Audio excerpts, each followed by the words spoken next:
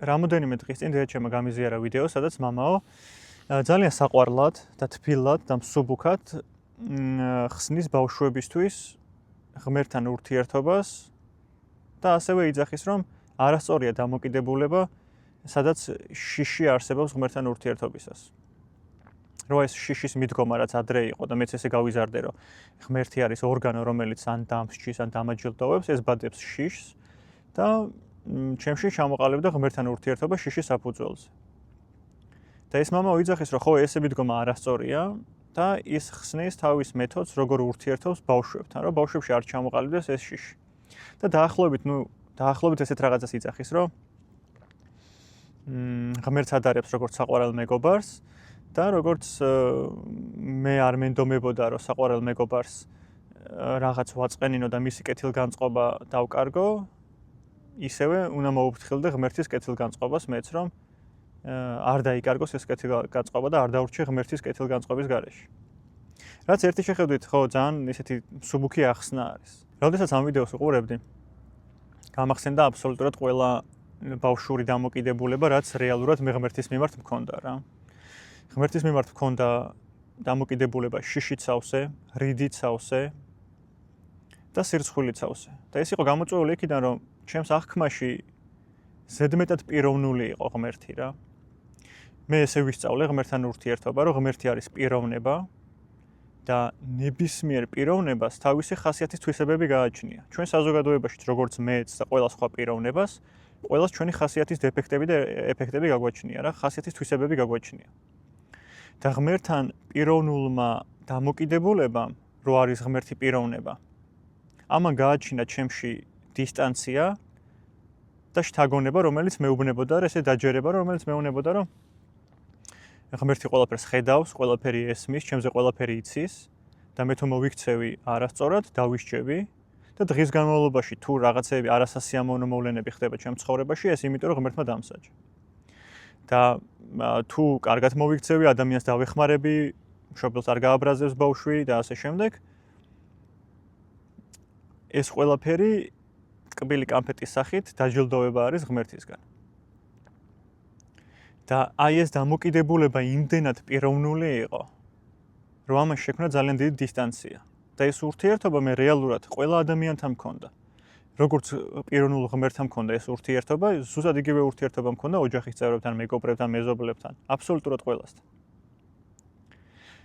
და დღეს ხვდები ესეთ რაღაცას და ამის გაზიარება მინდა რა.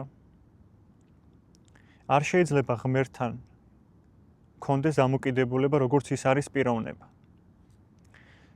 აუცილებელია ღმერთთან მქონდეს პიროვნული ურთიერთობა, ანუ ურთიერთობის სტილი იყოს პიროვნული, უშუალო, მაგრამ არ შეიძლება ღმერთს აღვქვამდე როგორც პიროვნებას.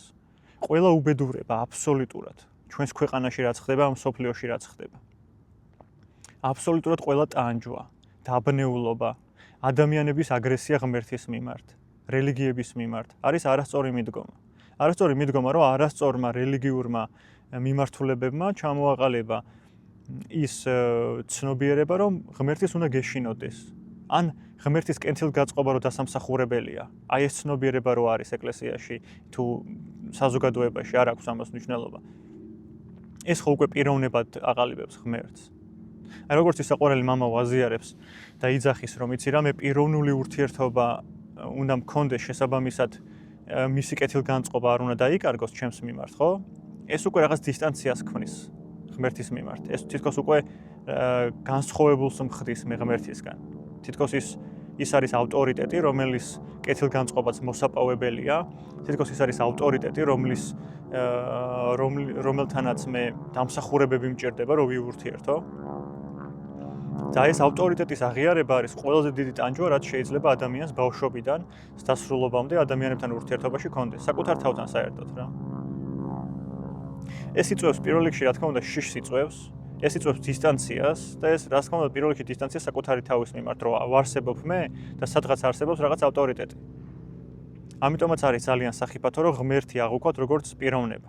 პიროვნება თავის თავში გულისხმობს ავტორიტეტს. ავტორიტეტი თავის თავში გულისხმობს დისტანციას. და ეს დისტანცია თუ არის მოსაპოვებელი და თუ ეს გზა დავიტოვე მე, რომ რაღაც მოსაპოვებელი მაქვს, რაღაც დასამსახურებელი მაქვს, კეთილგანწყობა მოსაპოვებელია, მადლი მოსაპოვებელია, ეს ტაჯვის გზად იქცევა რა. აი ეს ზოგჯერ მახსენებს ხოლმე როგორ მდგომარეობას, იცი რა, ბავშვი რო მშობელზეა გაბუტული, რო ამ თვითონ მშობელმა მიატოვა და ზურგი აქცია და მე წლების განმავლობაში რო ბავშვი არის მშობელზე გაბუტული. აი ეგეთ ბავშვებს ვდგავართ რა. ეგეთ ბავშვებს ვდგავართ, რომ ღმერთზე ვართ გაბუტულები. ეს მთელი დისტანცია. თუ დააკვირდები საზოგადოებაში, ღმერთის ხსენება რაღაც ადგილებში სირცხვილია. ღმერთზე საუბარი რაღაც ადგილებში, აი რა დროს ღმერთია, რომელიც საუკუნეა, ესე მოიხსენიება, ხო? რაღაც ადგილებში გაფანატება არის. აბსოლუტურად გაუცნობიერებელი ურთიერთობა ღმერთთან. ზოგჯერ მაქვს ხოლმე ეგეთი შეგრძნება, რომ იცი ვის ვგავართ, ბავშვი რო მშობელზეა ნაწყენი, გაბუტული რო არის და საშინელ რაღაცებს რო ეუბნება რა, რო აწყენინოს, ძალით რომ უნდა რო ატკინოს. შემდეგ იზრდება ისევ ნაწყენი ამ მშობელზე და მშობელზე რაღაც ათასაშინელებას ყვება, რომ თითქოს გაამართლოს თავის შიგნით, თავის თავში, რომ მას აქვს მყარი მიზეზი, რის გამოც ეს მშობელი არ უნდა უყვარდეს. ამ მშობელთან ურთიერთობა არ აქვს. ხშირად იძახიან ხოლმე, რომ არ მყავს მამა რა. ცოცხალია ეს ადამიანი, მაგრამ იძახიან, რომ მამა არ მყავს. ეს ხო შინაგანი დიდი ტკივილებიდან მოდის, როდესაც ბავშვი მშობელს არ აღიარებს. ხო და მაგას ვგავართ ზუსტად რა. ზოგჯერ მგონია, რომ ღმერთზე გაბუტული ბავშვები ვართ. და რა თქმა უნდა, რომ ბუნებრივია, რომ ესე ვართ, იმიტომ რომ ჩვენში არასწორად ჩამოყალიბდა ღმერთის მიმართ დამოკიდებულება. არ შეიძლება ღმერთი აღვიქვათ როგორც პიროვნებად. არ შეიძლება ღმერთთან მქონდეს პიროვნული დამოკიდებულება. აუცილებელია მასთან მქონდეს უშუალო, მეგობრული, პიროვნული ურთიერთობები. მაგრამ ეს პიროვნული ურთიერთობა არ ნიშნავს, რომ პიროვნებასთან გვაქვს პიროვნული ურთიერთობა. შენში დასვე კითხვა, შენთვის ღმერთი რა არის? შენში უამრავი ინფორმაცია არსებობს. სიტყვა ღმერთის ხსენებაც კი დისკომფორტს იწვევს. თვითონ სიტყვა ღმერთი იმხელა ინფორმაციას შეიცავს შენში, რომ უბრალოდ აღარ გრჩება ენერგია და რესურსი, უბრალოდ ცნობიერების რესურსი აღარ აქვს ადამიანს იმისი, რომ ამ შაბლონების ნასწავლი ღმერთის მიღმა დაინახოს. და ამას მარტივად როგორ მიხვდები, იცი? შენს გვერდზე ადამიანი რო ცხოვრობს, მეგობარი, მეზობელი, თანამშრომელი. მასაც კი მხოლოდ პიროვნული თვისებები დაღიქვამ რა. შენ საკუთარ თავსთანაც და სხვა ადამიანებთანაც გაქვს მხოლოდ პიროვნული, მყარი, უხეში ურთიერთობები. პიროვნებას აქვს პიროვნების მიმართ ურთიერთობა. ჩვენ ვერ ხვდებით, რომ სხეულის მიღმა, ამაზრების, ემოციების მიღმა კიდე შეიძლება რაღაც ვიყოთ. და მე თუ არ ვიცი, რომ ჩემი სხეულის მიღმა შეიძლება კიდე რაღაც ვიყო, ჩემი პიროვნების მიმართ, რომელიც სიბინძურეში აღმოცენებული არის. მშობლებისგან ნასწავლი, მეზობლებისგან ნასწავლი, თანამშრომლებისგან ნასწავლი, ტელევიზორიდან ნასწავლი, მასწავლებლებიდან ნასწავლი. რისგანაც შევდგები, ყველა მე საზოგადოების ქმნილება ვარ. ჩემი რა არის? რაც საზოგადოებისგან არ მისწავლია, რაც მშობლებისგან არ მისწავლია, ჩემი შიგნით არსებული სიბრძნე რა არის? ცოდნა რა არის? საკუთარ თავთან ურთიერთობა, ამ სხეულის მიღმა, ფიქრების და ემოციების მიღმა, ჩემი შინაგანი წერტილი, ღერძი რა არის? თუ ადამიანს არ დაუსვავს ეს კითხვა და ამის შინაგანი შეგრძნება არ აქვს, მაშინ ბუნებრივია, რომ შენ კონდეს პიროვნული ურთიერთობები ყველა ადამიანთან. შენ ამ ადამიანებს გამუდმებით აფასებ, შენს ჩარჩოში ყავს მოქცეული. თუ დააკვირდები, ჩვენ წარმოდგენები გვაქვს ადამიანების მიმართ რა. მე ადამიანთან ადამიანური ურთიერთობა კი არ მაქვს. მე მაქვს ამ ადამიანთან ისეთი ურთიერთობა, როგორი წარმოდგენაც მაქვს მასზე. შინაგანად ამ ადამიანს არ ვიცნობ. რა შეიძლება წლები ვცხოვრობდი ამ ადამიანთან, მშობელი იყოს, მეუღლე იყოს, მეგობარი, წლების თანამშრომელი იყოს, მაგრამ ამ ადამიანს არ ვიცნობ. იმიტომ რომ პიროვნულად უყურებ ამ ადამიანს. არ შემიძლია პიროვნების მიღმა დავინახო ეს ადამიანი. ნატიფ დონეზე ადამიანის ხედვის უნარი არ გამაჩნია, იმიტომ რომ საკუთარ თავში არ მაქვს ნატიფ დონეზე ურთიერთობა საკუთარ თავთან. მე ვიცი ბინძური, უხეში, ნასწავლი ურთიერთობები, ეჭვიანობა ვიცი, კრიტიკა ვიცი, შედარება ვიცი, შეფასება ვიცი, ყალბი ღიმილი ვიცი, ყალბი თავის მოჩვენება ვიცი, როლების მორგება ვიცი, იმიტომ რომ მასწავლეს რომ ასეთ სიტუაციაში ესეთი უნდა იყო, ისეთ სიტუაციაში ისეთი უნდა იყო. თუ ადამიანმა ეს გააკეთა მიუღებელია, ეს თუ გააკეთა მისაღებია. უბრალოდ დაფიქრდი რა, ყველაფერი გაქვს ნასწავლი. შეგიძლია დასვა კითხვა რომ რა არის შენში ისეთი, რაც არ გისწავლია. აი შენი პირველადი შენი აღმოჩენა არის, ეგეთი რა არის. ყველაფერს იღებ იქიდან რომ ცნობ ავტორიტეტებს, ბავშვობაში მშობლები, მეზობლები, მეგობრები, თანამშრომლები. დღეს რამდენი ავტორიტეტი ყავს უბრალოდ დაფიქრდი შენს გარშემო. შენი ავტორიტეტი რასაც იტყვის, ეგ არის შენთვის მისაღები. ხო და ესეთმა ავტორიტეტებმა ჩვენ შევქმნეს. იმათაც ისინიც ერთ დროს ვიღაცებმა შექმნეს. ხო და ესე საზოგადოებიდან საზოგადოებაში სიმახინჯეებს ქმნით რა. და ესეთი ერთ-ერთი სიმახინჯე არის ღმერთი. ღმერთის აღქმა, ღმერთის პიროვნული აღქმა. ღმერთი როგორც პიროვნება არის სიმახინჯე. ჩემი გონების პროდუქტი. ჩემი ტანჯვის შედეგი და ჩემი ტანჯვის მიზეზი. მე თუ ღმერთს პიროვნულად აღვქვამ და პიროვნებად აღვქვამ, ესე იგი მაშინ ვცნობ მე ავტორიტეტს.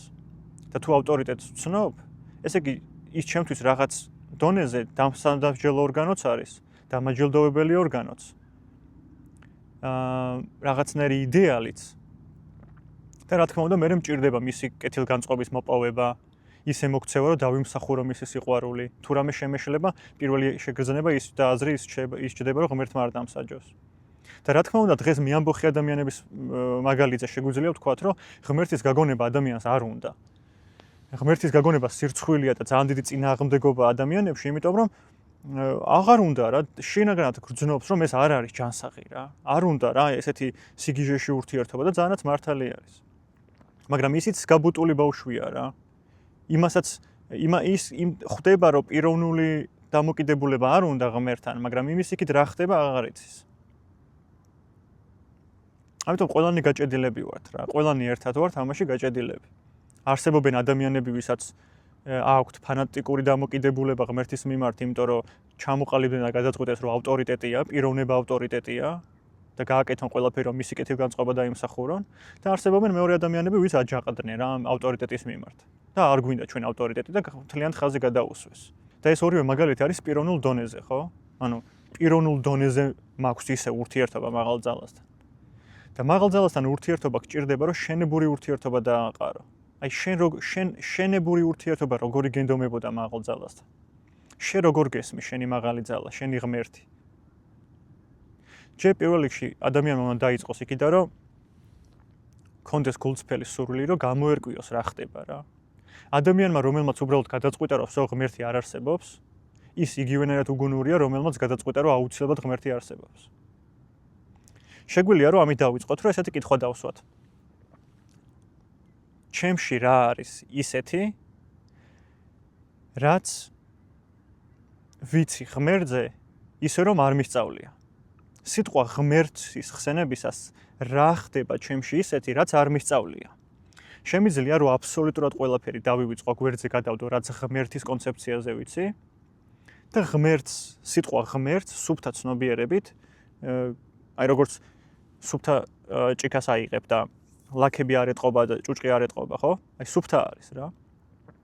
შეგიძლია ეგრე ღმერთი სიტყვა აიღო და დასვა კითხვა, რომ აი ეს შენთვის რას ნიშნავს? შეგიძლია, რომ ყველანაირი პიროვნული დამოკიდებულება, შენი აღქმები და შეფასებები მოაშორო ღმერთს, კონცეფციებს, რაც გვასწავლეს და ისე შეხედო. შეგვიძლია, რომ უბრალოდ ღმერთთან ურთიერთობა დავიწყოთ მშობელთან ურთიერთობით, მეგობართან ურთიერთობით, მეზობელთან, თანამშრომელთან ურთიერთობით და უბრალოდ დასვი კითხვა, რომ გაქვს თუ არა შესაძლებლობა იმისი, რომ ამ ადამიანთან დღეს პიროვნების მიღმა იურთიერთო. უბრალოდ გვერდზე გადადო შენი შეფასებები ამ ადამიანის მიმართ, შენი შედარებები, აღქმები, ის რაღაც კატეგორიები, რაშიც მოათავსე. ის იარლიყები, რაც მიაკარი ამ ადამიანს. პირველი ნაბიჯი ყოველთვის არის ის, რომ დავაფიქსირო, რომ მე შენთან კი არ მაქვს ურთიერთობა. მე მაქვს ურთიერთობა იმ კონცეფციასთან, რაც შენგან ჩამოვაყალიბე. ამიტომაც არ იცის ადამიანმა სიყვარული, პატივისცემა, ურთიერთობები არ ვიცით, იმიტომ რომ ჩემს შინაგან მესთან კი არ აქვს ურთიერთობა.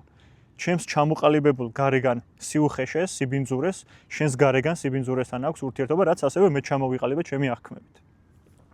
ხო და ღმერთთან ურთიერთობა ვერ დაიწყება ვერასდროს თუ მე ადამიანებთან და საკუთარ თავთან არ დავიწყე პიროვნულ ურთიერთობის მიღმა ურთიერთობები. აი როგორც პიროვნება ეგრე არ აღვიქვა. კიდევ ერთხელ ვიძახი, რომ ღმერთთან პიროვნული ურთიერთობა აუცილებელია, მაგრამ ძალიან საშიშია პიროვნული დამოკიდებულება და ღმერთის როგორც პიროვნება და აღქმა. აი ძალიან დიდი ტანჯვის მომტანი არის.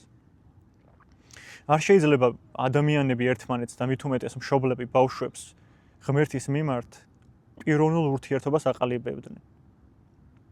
ყველაზე დიდი ტანჯვა შიში რაც არის, მხოლოდ და მხოლოდ მოდის იქიდან, რომ ბავშვებს დავაჯერეთ, რომ ღმერთი არის პიროვნება. და პიროვნული ურთიერთობები ჩამოგვიყალიბდა რა. ყველაზე დიდი საჩუქარი, რაც საკუთარი თავისთვის შეგიძლია გააკეთო და მერე შენი შვილებისთვის თუ მეგობრებისთვის, ეს არის ის, რომ დღიდან დღემდე განავითარე შენში აზრი, რომ ღმერთი პიროვნება არ არის. ნებისმიერი უმაღლესი სწავლებები, ნებისმიერი მიმდინარეობა, აბსოლუტურად ყველა, რაც არის უმაღლესი სუფთა სწავლება, მიგითითებს იმისკენ, რომ ღმერთი არ შეიძლება იყოს პიროვნება. და მეცაც გეტყვი რა. შეგიძლია დაივიწყო რელიგიები, მამაოები, ნებისმიერი მიმდინარეობა. აბსოლუტურად ყველა სწავლება, რაც ვიცით, შეგვიძლია რომ დავივიწყოთ და დავუსვათ ჩემ თავში ესეთი კითხვა, რომ ჩემთვის ღმერთი რა არის? მე როგორი ურთიერთობა მინდა ღმერთთან მქონდეს? აი ხო ქონია ეგეთი გამოცდილება ცხოვრებაში ერთხელ მაინც, რომ საკუთარ თავთან უბრალოდ ბოლომდე გულწრფელი იყავი რა. 2-3 წუთი გადაგიდია ყველაფერი, აბსოლუტურად რაც იცი, რისიც გჯერა, რისიც არ გჯერა. აბსოლუტურად ყველა როლი, აკვიატებები, ეს ნიღბები გადაგიდია გვერდზე და აი რაღაცა რო აღმოხდება, ხო იცი და იტყვი რომ აი ეს ხდება რა, ეს არის რა, ამას გრძნობ, ამას ვფიქრობ, დავიღალი, აღარ მინდა. აი გულწრფელად ხო შენ თავთან გისაუბრია 2-3 წუთი მაინც. ხო და აი 2-3 წუთი როგორ გულწრფელადაც გისაუბრია. ეგეთი ურთიერთობა განავითარე შენს ღმერთთან. როგორი კონცეფციითაც გინდა. რა დამოკიდებულებითაც გინდა. თავარია რომ გულწრფელი ურთიერთობა განავითარო. შენი სიტყვებით, შენი ემოციებით, შენი გულწრფელობით ესაუბრე. ჩემთვის ძალიან კარგად მუშაობს ესეთი შედარება რა. აი ჩემს თავზე, არ ვიცი ვიდეოში ჩანს თუ არა, აი ეს ცა. რითი ვარ მე ამ ცისგან გამოყოფილი? მე რო ავდგე და ეს ცა აღვიქვა როგორც რაღაც ჩემს მიღმა და ჩემს თავზე და არსებობს რაღაც გზა რომ მე ეს გავიარო და ამ ცამდე მივიდე და მე რა ვთქვა რომ ცაში ვარ. აქ არის დისტანცია და განცალკევება. მაგრამ რეალურად მე შემიძლია ვთქვა რომ რაიმე დისტანცია არსებობს მესა და ცას შორის. შეიძლება თვალი და ვიზუალით აღიქმება რომ ცა სადღაც იქ არის, მაგრამ რეალურად ეს ცა აი აქაც არის. ხო? გარშემო არის, ჩემში არის, ამ ცას უსუნთქავ. ყველა ნებისმიერი შესუნთქვა და გამოსუნთქვა ამ ცის შესუნთქვა და გამოსუნთქვა არის. აი ამ სივრცის შესუნთქვა და გამოსუნთქვა არის. ხო და დასვი ესეთი კითხვა, შენ შენი ღმერთისგან რითი ხარ გამოყოფილი? შენ თუ იტყვი რომ ღმერთი არის პიროვნება, ის რაც ბავშვობაში გასწავლეს, რითაც გაგზარდეს, რა სიმახინჯეებით შთაგაგონეს, მაგას თუ შენ დაარქმევ ღმერთს, მაშინ კი ბატონო არსებობს დისტანცია და ეს დისტანცია დაუფარავი მანძილია, ჩვენ ვერ მივართ ამ ღმერთამდე ვერასდროს. მაგრამ შეგიძლია რომ აბსოლუტურად ყველა შენი ცოდნა, ყველა სწავლება გვერდზე გადადო და რეალურად დასვა კითხვა. რა განსხვავებაა შენსა და ღმერთს შორის? რა დისტანცია არსებობს შენსა და ღმერთს შორის? შეიძლება აღმოაჩინო რომ ეს ცა არაფერია სხვა თუ არა ღმერთი. და თუ მე ამ ჰაერისგან და ამ სივრცისგან შევდგები, არ არის განსხვავება ჩემსა და ღმერთს შორის. ერთადერთი წინაღობა, რაც ჩემსა და ღმერთს შორის არის, ეს არის ჩემი დამახინჯებული ადამიანური ბუნება, ჩემი ეგოცენტრიზმი. და ეს სიმახინჯეები სანამ არ მომშორდება, მაქამდე არსებობს მესა და ღმერთს შორის დისტანცია. და ეს დისტანცია არის ზუსტად ცხოვრების ტანჯვა. ბოლოს ვიტყვი, რომ ეს ყველაფერი შეგიძლიათ ბავშვებისგან ისწავლოთ. ნუ ასწავლით ბავშვებს ღმერთთან ურთიერთობას. პირიქით, ბავშვებისგან შეგიძლიათ რომ ეს ღმერთის ურთიერთობა ისწავლოთ.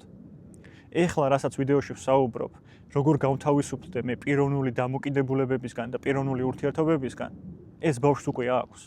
ისევე როგორც ჩვენს ქონდა ერთდროს რა. აი ამ სუფთა ცნობიერებით დაიბადე, ხო? და მე მოვიდა ვიღაცა გითხრა ეს ესე უნდა. ეს კი არა იღო საშიშია, ესე ქენი, ის გააკეთე, ამას რო გეტყვიან ეს უპასუხე, ეს ჩაიცვი. ადამიანები ცხოვრებაში მოდიან და ყველა ადამიანი ვინც მოსულა და რაღაცა უთქვამს, ერთი აგური დადო შენს მშენებლობაში. ხო და აცალეთ ბავშვებსო თვითონ ააშენონ ის რისი აშენებაც თავად სურთ. შენ შენი ააშენე, ის ბავშვი თავისას ააშენებს.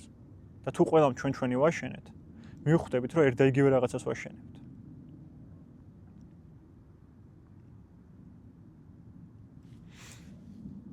მადლობა.